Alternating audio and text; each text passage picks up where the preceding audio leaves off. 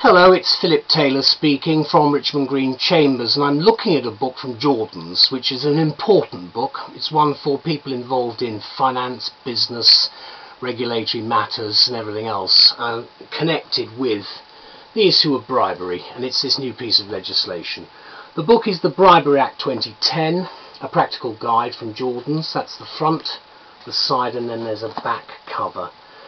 It's been written by Eoin O'Shea, and I think the book is excellent because it really does cover in a relatively practical manner what the problems are with the legislation. There's the index, and what you've got is a standard structure for Jordan's, which is paragraph numbering at the sides and footnotes.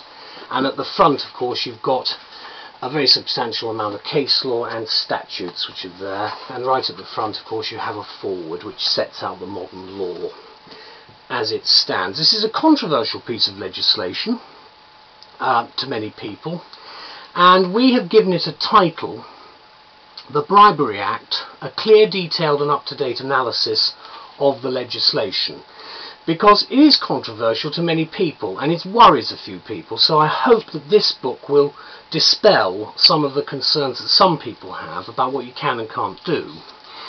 When is a gift a bribe? That's the question. When is corporate hospitality a bribe? In the light of the new anti-bribery Act, which came into force in July 2011, it's become a matter of urgency to find out. And the quote that I've given from the author is this: although it is a criminal statute, the main effects of the Bribery Act will be on the conduct of business. And that's what O'Shea says, adding that civil law will keep breaking into most discussions of the criminal law of bribery.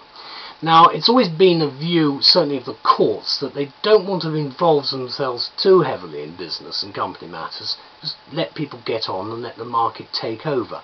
But in this case, we've had some direct, if you like, interference or guidance as to where to go. So what Jordan's have done is to produce a practical guide for practitioners, and that's what this is, and it's very, very helpful indeed.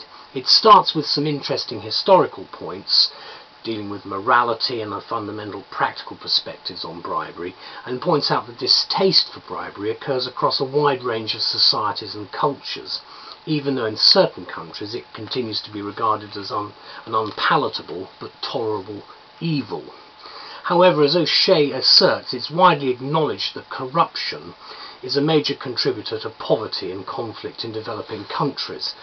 Furthermore, corruption distorts markets, increases the cost of trade, raises the credit and political risks of overseas investment, and contributes to economic instability. So you can see what has motivated the parliamentarians to act.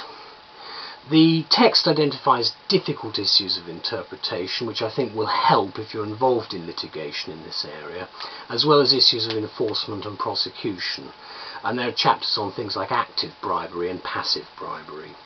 This is, of course, only a taste in what I've said in a short review of what is actually contained in this erudite and readable book.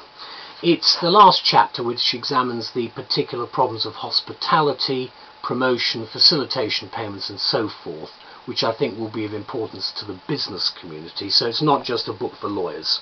It should be a book for a wider range than that.